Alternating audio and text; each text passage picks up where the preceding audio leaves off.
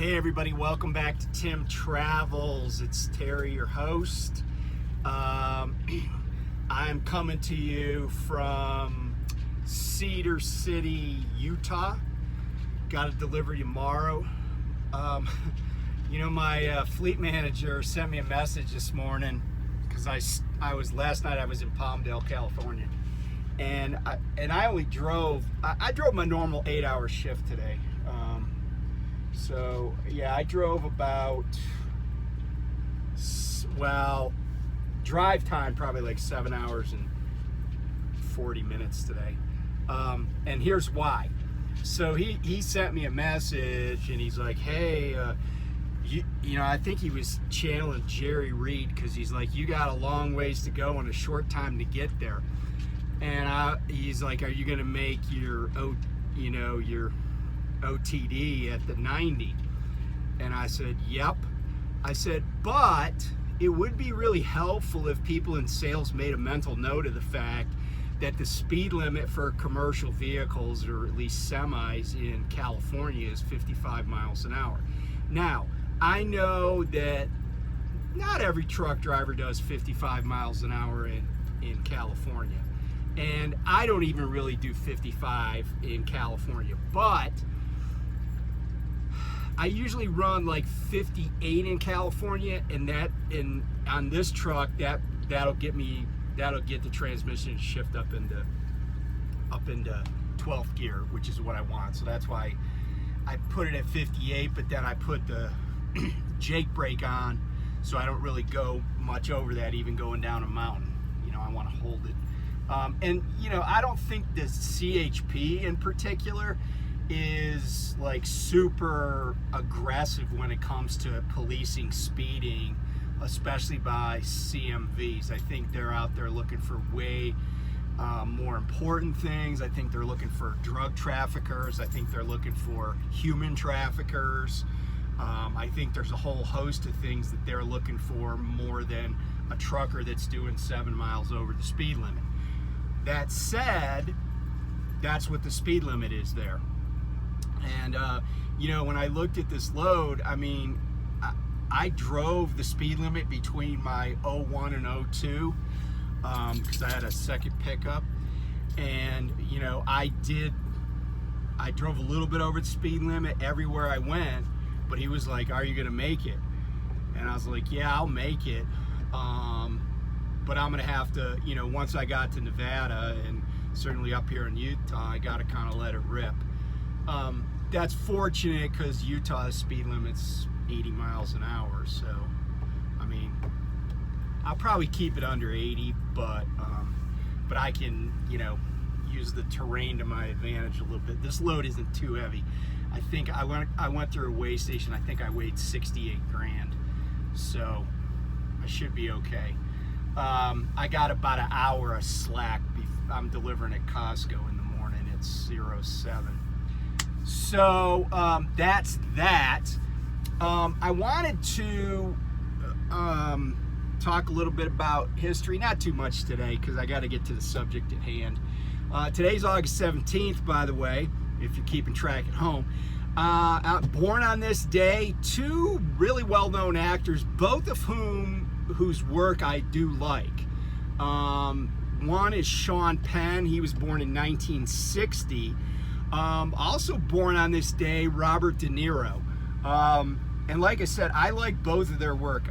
Obviously Sean Penn, Fast Times at Ridgemont High, that's a classic. But he's been in some really good dramatic films. And if you've never seen the film, for instance, At Close Range, Christopher Walken's in it. I think Mary Stuart Masterson, maybe. It's a really good film, and it's based on a true story. I think he won an Academy Award for Milk, portraying Harvey Milk, who, by the way, a Navy ship is being named after because Harvey Milk was a naval officer. Although I have feelings about that. Not to say anything against Harvey Milk. And by the way, if you don't know who Harvey Milk was I believe he's in the city council in San Francisco. and on he and George Moscone, who was the mayor of San Francisco, were murdered by this disgruntled guy. And there was a unique defense in the case. I think it was, I can't remember what the defense was, but I remember that it was unique. And the guy who murdered the two of them only got like, some ridiculously low sentence, even for California, right? That's really what precipitated Dianne Feinstein becoming the mayor of San Francisco and basically rekindled her political career. She's, of course, a senior U.S. senator from the state of California. And bless her heart, she needs to go. Like, she should. It's horrible to look at. She's just too old, and she's not the only one. I mean, there's plenty of them in the Senate, especially, that should. It's like, I just don't think there should be lifetime, appointments or even lifetime elections. Like, I think we just ought to say as a nation, hey, look, we love our old people. In fact, we love them so much, we don't want you being like 80 years older than the people that you're supposed to be helping. Just saying. And I could go back to people like Robert Byrd, just people that were just hung around way, way, way too long. Chuck Grassley needs to go. Obviously, Mitch McConnell, he's old and decrepit. He needs to go. A bunch of them need to go. And by the way, I'll say this about Biden. I wish he would just retire. The problem is, I don't want some other old person who I like even less being in that office. So I guess I'll take that poison that I know. Okay, so I was like, how did I get here? So Sean Penn played a bunch of good roles. There's another one called that I really liked him in, called where he plays like an undercover cop, State of Grace. He's in that movie with Robin Wright, who is his wife. And by the way, when he did the other movie I was talking about, At Close Range, Madonna did one of the soundtrack songs for that. He was married to Madonna at the time. Then he married Robin Wright. So, and she's a pretty big deal too. She's been in a lot of good movies. De Niro, I don't even know what I could say about him, other than You Talking to Me. Classic, I haven't liked. I always like De Niro's characters, or I like him as the character. He's a great actor, And also born on this day, Francis Gary Powers, not an actor, but a huge name from the Cold War. In, I believe it was 1961, or maybe it was 60, Francis Gary Powers was an Air Force pilot. He was a U-2 spy plane pilot. And if you don't know what the U-2s are, they're the planes that look like they had like really straight out wings, and they're still around because we've been using them. Even though the SR-71 was this huge deal, we were using the U-2s, and he was shot down. Francis Gary Powers was shot down on a U-2 over the Soviet Union. He was captured. He was traded for a Russian spy that we had captured or arrested. So we got Powers back. Later in life, he was a helicopter pilot, I think for a local TV news station, and was killed in a helicopter crash, unfortunately. So Francis Gary Powers, Cold War, important name. So anyway, that's who was born on August 17th. So let's talk about Prime, and let's talk about companies in general. So there has been a lot of like, let's call it rampant. Let's use the word rampant speculation today, or we use the word rampant today, but there's been all this rampant speculation over the past, I don't know, couple 3 weeks. And I think people often misunderstand what companies are saying when they do certain things. And let me give you an example. When a company, and now like a publicly traded company, which Prime is not, but when a publicly traded company announces like layoffs, oftentimes it boosts their stock price, right? And it's kind of counterintuitive. You're kind of like, why would a company who doesn't have enough work for all of the people that hired and is laying people off, why is that going to make the company more valuable in the eyes of the public? And the answer is profits, right? Now, that wasn't necessarily the case with, for instance, U.S. Express. You know, I looked at the layoffs at U.S. Express, which weren't truck drivers or anything. They were, office people. I looked at that as like they're just trying to stop the bleeding, because they really did have a problem. But a lot of companies get rid of people and they actually are more profitable, and the public who buys stocks likes that. Now, Prime, Robert Lowe came out and announced that they had cut 430 A seats, right? Because that's what really matters, A seats. And, everybody was like, whoa. Well, what Mr. Lowe, because Freight Skater did a video, and I love him. He's good people. He and I did a video together. I think he is a huge cheerleader for Prime. He is totally in on Prime, just like a lot of people are. Where he and I differ is, I don't necessarily, I try to be really objective when I look at stuff. But some of the comments on his video about, the quote, and I don't even know if anybody called it layoffs, but the positions being cut, was that, hey, that's what companies do. And what he said was, hey, I'm making plenty of money, I'm still doing well. And he pointed out that if you're having accidents, tickets, bunch of critical events, service failures, yeah, you probably are not going to be super popular inside, in the walls of Prime, right? You're not going to be popular with your fleet manager, because when you service fail, the fleet manager has to go explain why. Maybe not go, but they have to explain why it happened, right? And the fleet managers, they don't want to have to ask those questions. And, and it's almost never going to be a good answer. Like, I service failed last winter, and it was because the roads were closed. That's okay. That's okay reason to service fail.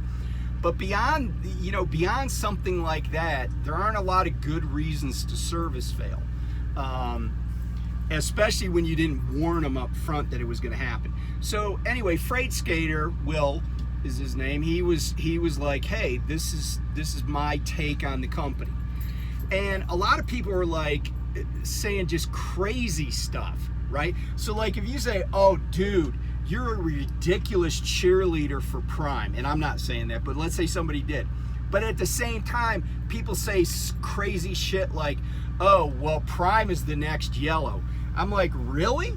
Well, first of all, you might not even know what Yellow did to make money and what Prime does. They're not even the same kind of trucking company. And I'm here to tell you, there's a huge, huge difference between trucking companies and truck drivers. I always see these people saying on other, on channels, oh, why don't you quit Prime and go local? Well, the answer is, dude, if I wanted to go local, or any of the guys they're saying it to, we would have done that, right? I don't want to drive local. I know I could, I know I could have an hourly job. I could be home, you know, whatever time I get home every day, and, you know, there I go. That's not what I want to do. If local was the only choice, I probably would go to a different career field. You know, and I say that knowing that I really enjoy OTR. But I wouldn't really enjoy OTR if I had, you know, if I did stuff like other people do. Like, I don't want to do tanker, right? I don't want to do flatbed. So I have something that I enjoy, and I guess I would say, you know, leave me alone, right? Let me enjoy what I enjoy.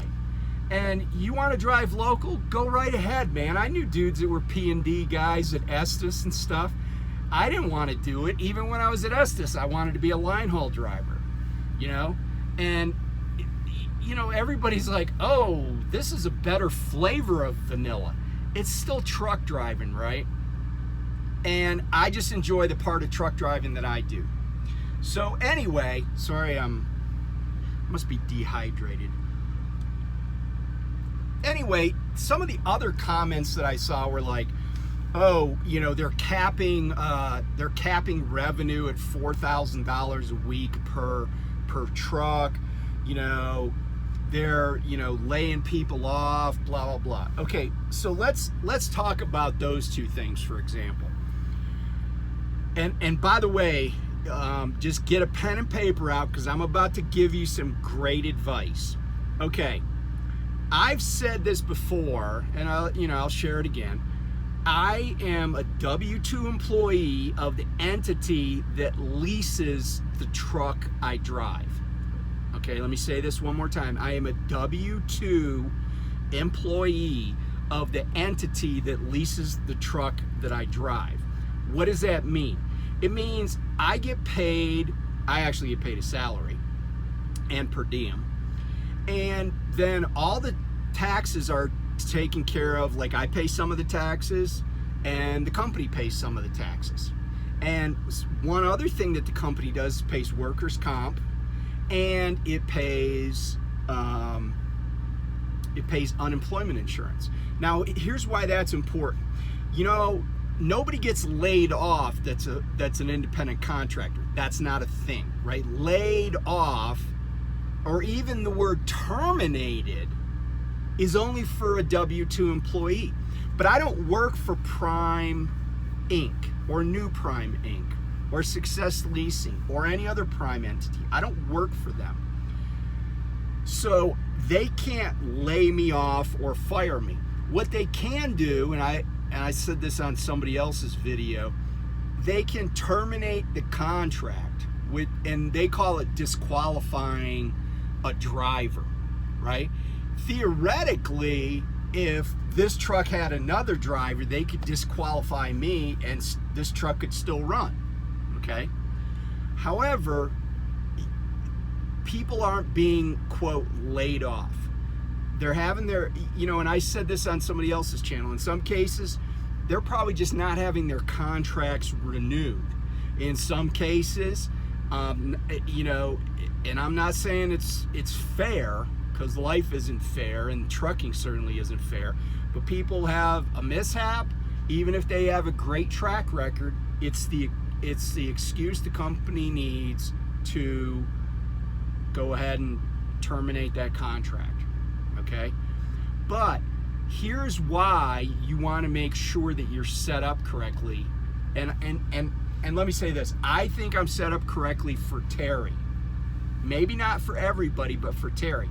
But here's the thing, if they called me and said, hey, bring the truck back, we're terminating, you know, we're disqualifying you, I could, you know, and I turned the truck in, and let's say that I was even Steven, like I was in the black with the truck, I could go home and start collecting unemployment immediately, right? I'd be like, hey, the company I worked for lost a contract and they had to lay people off. Here I am. Pay me unemployment. That happens all the time, by the way. Like, it happens to people everywhere.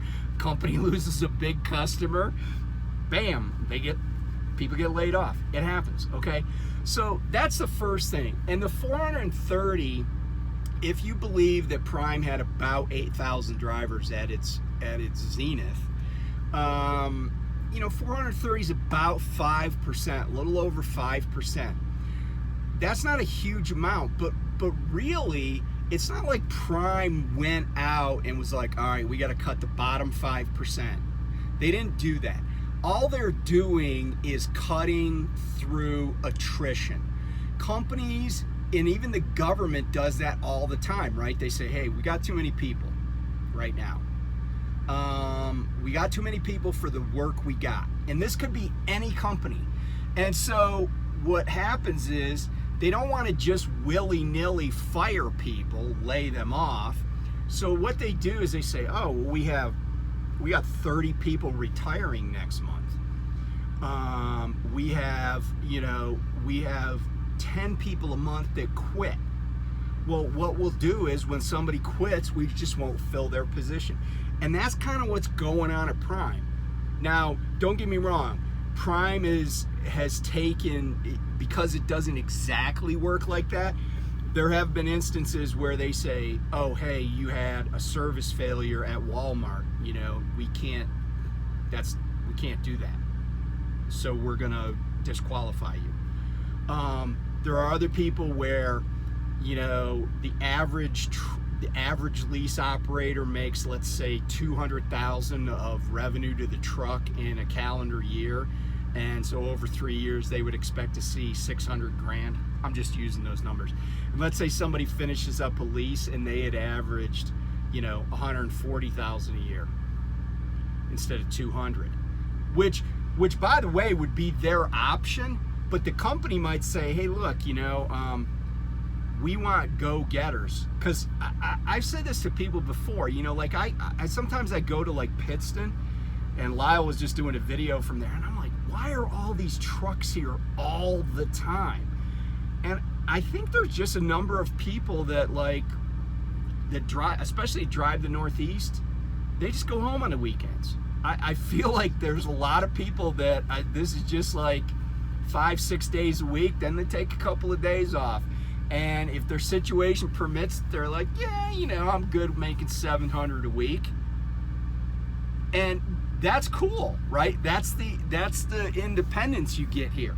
But when things aren't going well and your other drivers that are hard chargers are complaining about loads and complaining about revenue, when you have somebody that's not really that serious about making revenue, it's easier to say, hey, look, maybe you'd be better suited somewhere else. We appreciate what you did here, but because here's the thing, that truck, right?